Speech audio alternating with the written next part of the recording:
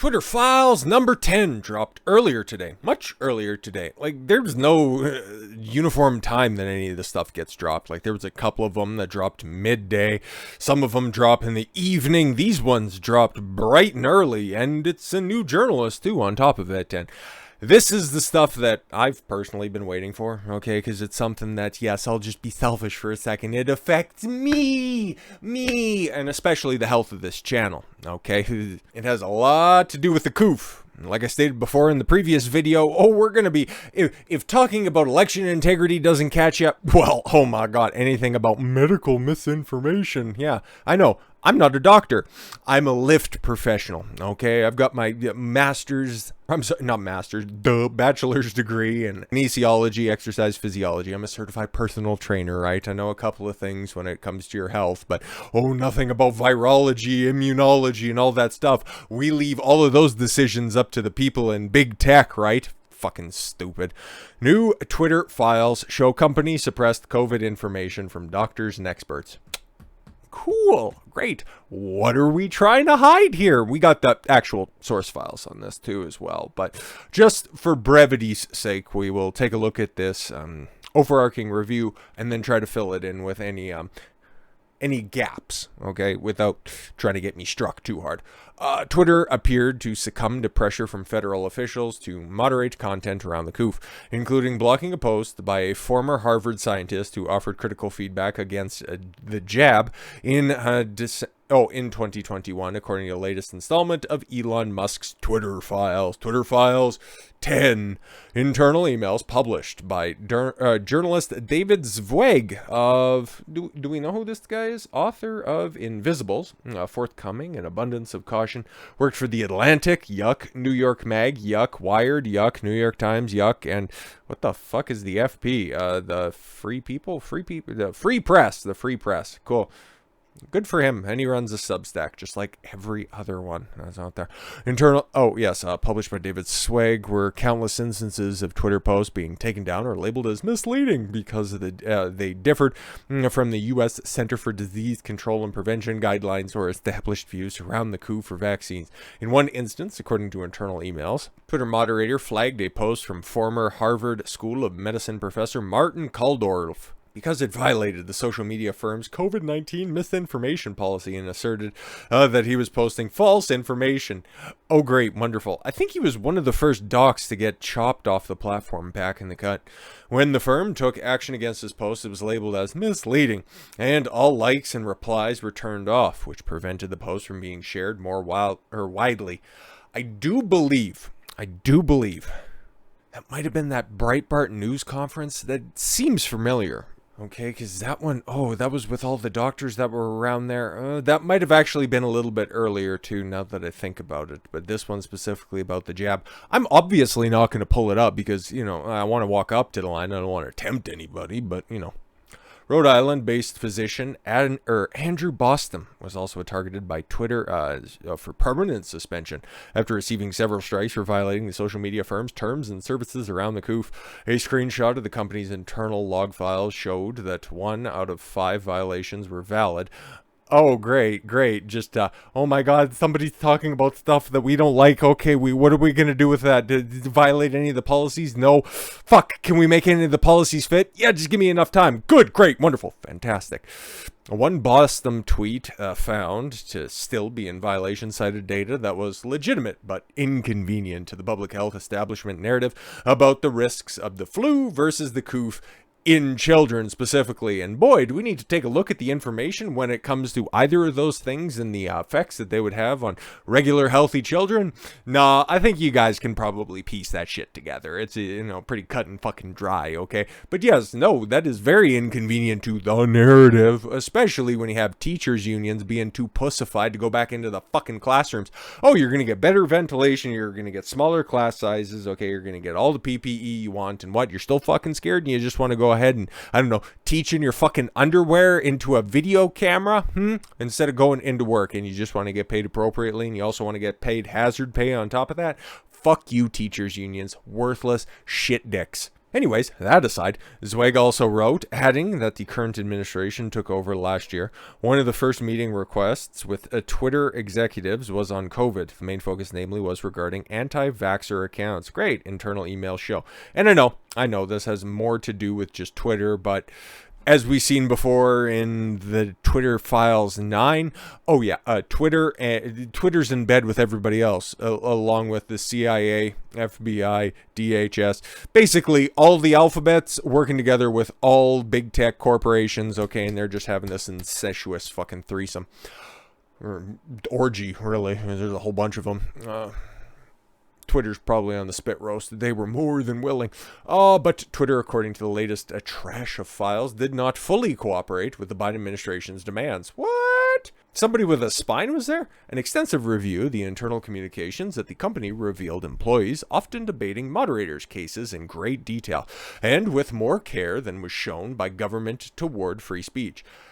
That's alarming. That is fucking alarming. If Twitter's old regime, not Elon Musk's regime, but the old regime, had a stronger stance on free speech than the fucking Biden administration did, or still does, because they have no reason to fucking change. Jesus Christ. Some summary of meetings was provided by Twitter's head of public policy, Lauren Culbertson, showed that some White House officials were very angry that Twitter did not deplatform enough accounts. Holy fuck. You guys didn't censor hard enough, okay? Christ. And warned the firm to do more. You guys have to do better. But Twitter did suppress views, many from doctors and scientific experts, that conflicted with the official position of the White House. Great. Not the official position of like science or studies or numbers or anything like that. No. You need to hear from the White House, okay? As a result, legitimate findings and questions that would have expanded the public debate went missing. So Trump posts about the Coof. I don't remember, outside of Trump saying, I have it, Melania has it, we tested positive, I'm going to go to the nice, cushy, comfortable hospital out there in Maryland. Okay, and then he had a couple of, glamour pictures of him without a tie looking, over some documents at a big boardroom table. I don't remember everything in particular. Many of President Donald Trump's pandemic-era Twitter posts, and should have just said tweets, meanwhile, were subject to a number of internal debates and squabbles, according to Zweig's reporting. Of course they were, because Orange Man is bad. Biden is, we'll just go ahead and offer a little bit of pushback, so you can't say they were total patsies, but let's be fucking honest. In one email, then Twitter General Counsel James fucking Baker, who previously was involved in the infamous Crossfire Hurricane investigation, of course he was, when he worked for the feds, asked former Twitter head of safety and security, Yoel Roth, these motherfuckers, once again, okay, they seem to be recurring characters, okay, they get top billing during these fucking Twitter Files investigations. Why Trump post saying don't be afraid of the Coof in October of 2020 wasn't flagged or taken down. He's just saying don't be afraid. Don't be afraid in October of 2020. Yeah, no, that's a pretty good fucking stance, okay? Remember when they were trying to run him up the flagpole?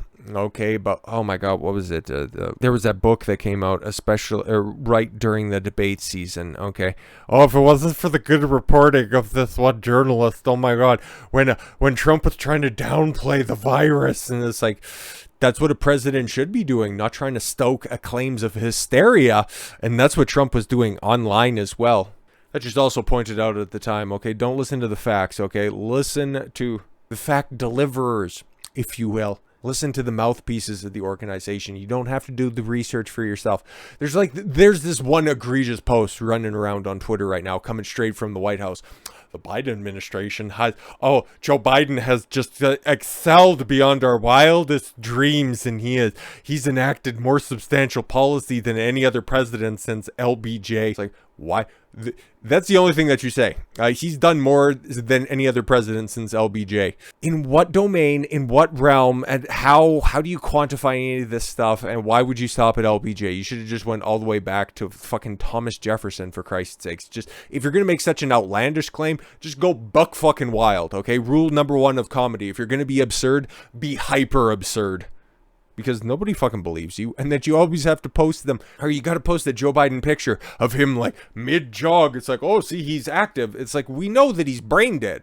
Everybody can see it. Everybody who hears a speech from him knows that he can't string together 30 fucking words before going, well, there'll be no questions, and then fucking hightailing it out of whatever room he's delivering a press conference in. The motherfucker doesn't talk to the media, and when he does, okay, he either gets softball questions, or if somebody offers just a little bit of pushback, he snaps. The motherfucker has dementia. He has Alzheimer's. He's got something, okay? He's not all there up here, but everybody just wants to smile and wave and tell everybody, oh, he's doing such a good job. Don't worry about it. Employment rates, oh, we added 100,000 jobs. And then we had to actually go back and adjust that, okay? You know, those claims that we were making? Yeah, no, 100,000, million jobs. Yeah, million jobs. That's what it was, a million jobs, right? And yeah, went back and ran that back. I think that claim was made in October or something like that. Yeah, it ended up being, just a little, we might have exaggerated a little bit. It was actually 10,000 jobs. Yeah, we said a million. We claimed a million, right? But 10,000, it's close. 1%'s close, right? These fucking dorks, man. And at least the Twitter files, like, they don't get fuck all for coverage, especially mainstream media. I think like 38 seconds across all of the fucking late night programs and all of the mass media outlets. Nobody's talking about this shit, but this is hyper important, especially thanks to all the roots that have been laid down from the previous outings, okay? All your alphabet agencies, all your big tech conglomerates working together to push the narrative, the message, okay? But anyways, back to this, okay? I'll just go ahead and recap this. FBI asked Roth why Trump's post saying don't be afraid of the Coof wasn't flagged. Roth replied by saying that issuing an optimistic statement about the virus was not misinformation.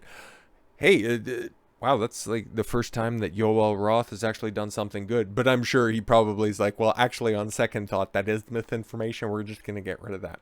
In short, Roth replied, the tweet is a broad, optimistic statement. It doesn't incite people to do something harmful, nor does it recommend against taking precautions or following mask directives or other guidelines, according to the newly published email. Baker was excited. Was exited, from Twitter. It's like, there's no C in there. That makes sense. Yeah. We know all about that stuff. Okay, so here's a nice little recap right there. We already know, okay, and if you don't know about the Twitter files, just go back and take a look at the videos whenever they've dropped. I've covered all of them, okay, and we're up to date. So yes, if this just looks like it's going to be jumping around a lot, I'm going to do some pre-reading because there's some stuff in here that I probably cannot talk about, so we'll just get the important stuff. Okay, this one's pretty interesting. Okay, so at the onset of the pandemic, okay, so this March 2020, according to meeting notes, the Trump administration was especially concerned about panic buying. They came looking for help from the tech companies to combat misinformation about runs on grocery stores. But there were runs on grocery stores. Yeah, no, exactly. You guys all remember, okay, we need to find toilet paper. Even though the virus, like, none of the symptoms ever manifested as needing copious amounts of shit tickets. It just never ended up fucking working that way. Yeah, so maybe pushing out the message, it's like, hey guys, there's plenty of stock out there. You don't need to panic buy. Everything's all fine. Everything's all fucking working. It's all great right now.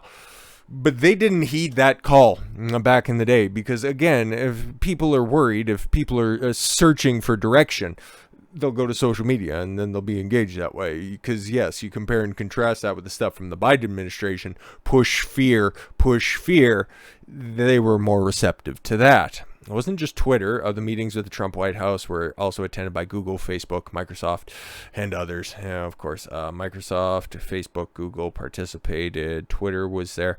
Yeah, several other tech companies. Okay, cool. So again, the gang's all there, kids. Yeah, and then Biden shifting to anti-vaxxer accounts, especially Alex Berenson. Oh, shit, yeah, because he got axed. He got yeeted off the platform. And he was one of the first ones brought back by the Elon Musk regime, I think. Or even when it was announced that Elon Musk was going to be buying it. So during the interim period, yeah, he was brought back in because what he was saying back in the cut wasn't wrong. It was just not timed appropriately enough for the censors over at Twitter. According to the Biden administration, Berenson's statements were literally killing people, guys, and kicked him off the platform the following month. Okay, so in the summer of 2021. Okay. Slack channel communications, Twitter suppression, we basically got all of that. Martin Kulldorff. Okay, that's his... That's his stuff. Okay, there's the misleading. Oh yeah, he's just pointing out age differences and the way that that affects them. Obviously, it's like, yeah, man, that makes total sense. And then yeah, reports. Okay, cool. Somebody posting spreadsheets and shit. It's shit that I'll go back and I'll take a look at later when I'm not recording. Oh, but this is interesting. Okay. Yeah, so this is Trump after he recovered from the Coof, after a couple of negative tests, a few days after being at Walter Reed Medical Center. I knew it would pop up. Okay, that's a place out there in Maryland. Okay, where all the presidents, all the good doctors are. Okay, another example of human bias run amok was the reaction to this tweet by Trump. Many Trump tweets led to extensive internal debates, of course, because wherever the orange man goes, the fucking spurging isn't that far behind, and this one was no different. Okay, let's try to play spot the misinformation. How could this be maliciously construed? I will be leaving the great Walter Reed Medical Center. I already see it. Okay. How do we know that it's actually a great medical center? Okay. Anyways, today at 6:30 p.m., 6:30 Eastern time. So that'll be, 3:30 p.m. out there on the left coast, as I like to say, out west, If you guys would just like to pay attention to that, I'll be back at the White House. I'll be back up fully 100%. I feel great. It's wonderful. Fantastic. We had the best care. Some people tell me that there's better care at the Mayo Clinic. But I have never seen any doctors perform any better than they have at Walter Reed Medical. It was fantastic, wonderful even. Don't let it dominate your life. Don't be afraid of the Coof feeling really good. We have developed, under the Trump administration, some really great drugs and knowledge. I feel better than I did 20 years ago. Okay, cool. All of those are statements. Trump administration, not even just in the pandemic area. Okay, some great drugs. Yeah, he even signed executive orders to make insulin dirt fucking cheap. And then Biden came in and got rid of that. And now he wants to take credit for lowering drug prices because he did a similar executive order. What a fucking piece of shit that guy is. But whatever. Okay, and knowledge. Yeah, because at that time, October 5th. So just, 7 months into this thing. Yeah, obviously you're going to have some knowledge on some stuff. And I remember the medications that he was going on at the time during the treatment because they were well advertised. Okay, different antibodies, a couple of other things in there as well that you all know, and that by the mere utterance of their name runs you afoul. One starts with an H, one starts with an I. Give you a little bit of place to delve into if you are so obliged. So yeah, how did they take this in a surreal exchange? Jim Baker at the Twitter. Oh, okay, that's the exact same one. Why isn't this POTUS tweet a violation of the COVID policy, especially the "don't be afraid" statement? Yoel Roth is like, bruh, just chill. Oh yeah, and also, and there's Stacia Cardile. Oh, there she is once again. Jim, adding to the main thread on the subject, in short, this tweet is broad, optimistic statement. It doesn't incite people to do something harmful, guidelines, whatever. Curious whether you have a different read on it, though. If you could give me justification to ban them, I would be more than willing to. But yeah, as for the rest of this, it ends. It's not a long dump or anything like that. 41 little posts that are out there. Some of it can talk about. Most of it we've already covered. There's nothing large that's getting left out of this coverage right here, but obviously links to everything if you want to read through it further, and I will be doing as much as well. Okay, so Twitter made a decision via the political leanings of senior staff and government pressure that the public health authorities' approach to the pandemic, prioritizing mitigation over other concerns, was the science. Information that challenged that view, such as showing harms of the jab or what could be perceived as downplaying the risks of the Coof, especially to children, was subject to moderation and even suppression, no matter whether such views were correct or adopted abroad. What might this pandemic and its aftermath have looked like if there had been more open debate on Twitter and other social media platforms?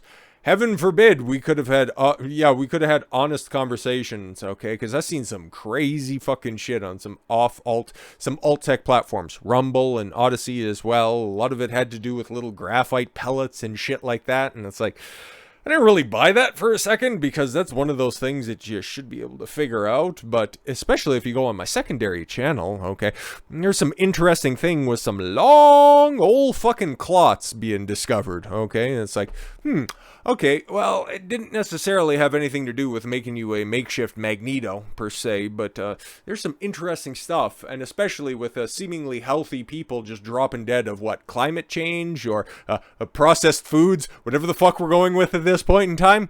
If we could have just had some back and forth, some open communication, you know, the only way that we can ever come to a consensus decision is through the crucible of open debate. No, that's not the stance of the Biden administration. Their way or the highway. And then they'll just adjust whenever it becomes politically more expedient to do as much. But yes, then he ends on origins of the Coof. Yeah, no, have we moved on from the wet market theory at this point in time? About the lockdowns and about the true risk of the Coof to kids and much more. Yep, exactly. But we'll have to wait for the next pandemic in order to figure that stuff out. Hopefully it's not in my lifetime. Hopefully it never fucking happens again because, well, the good work of Elon Musk, David Zweig, Michael Schellenberger, obviously, L. Woodhouse. Who the fuck is that guy? Leighton Woodhouse. Good for him. He worked on this stuff as well.